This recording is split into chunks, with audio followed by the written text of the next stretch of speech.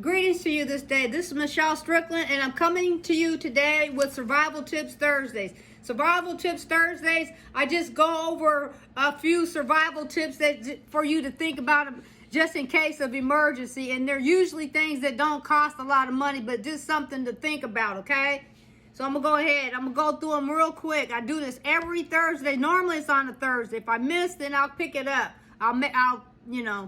It's something I do regular. Usually it's on a Thursday, but sometimes if I miss a day, then I'll pick it up on a day when I don't have something scheduled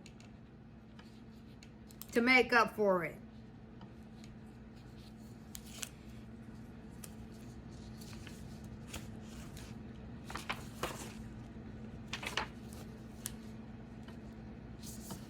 Sorry.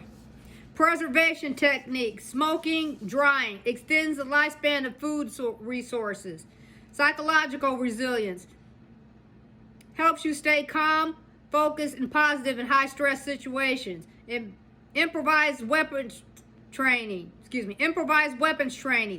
provides means of self-defense in emergency situations. CPR and basic life support, crucial for saving lives in medical emergencies.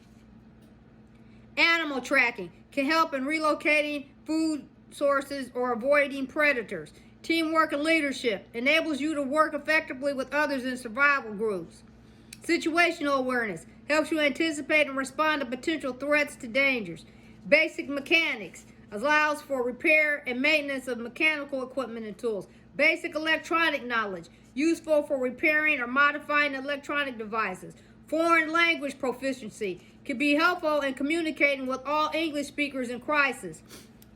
Familiarity with local flora and fauna helps in understanding available resources and potential threats. Basic geology knowledge, useful for finding water sources, minerals, and shelter materials.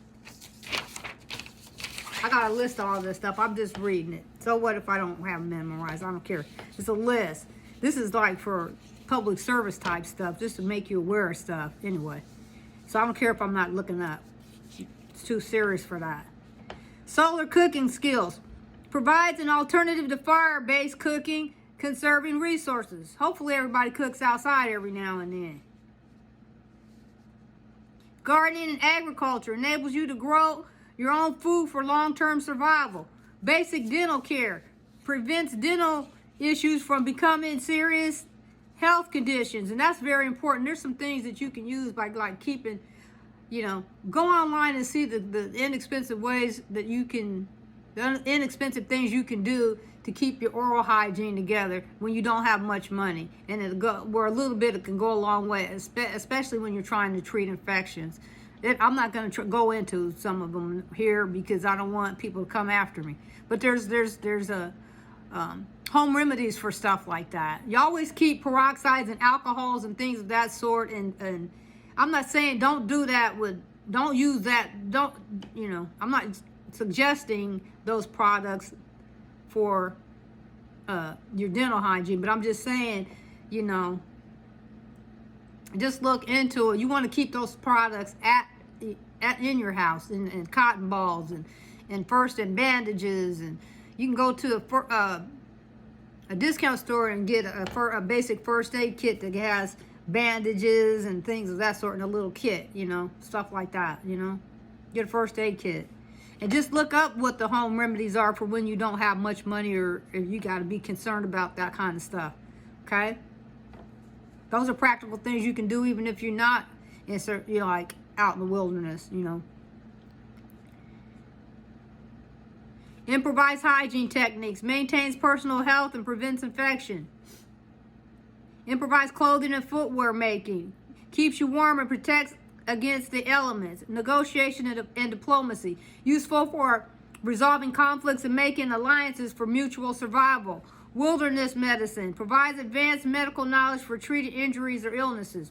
Basic chemistry knowledge. Useful for creating essential compounds, fuels, from available resources. There's a lot of things if they would just let us,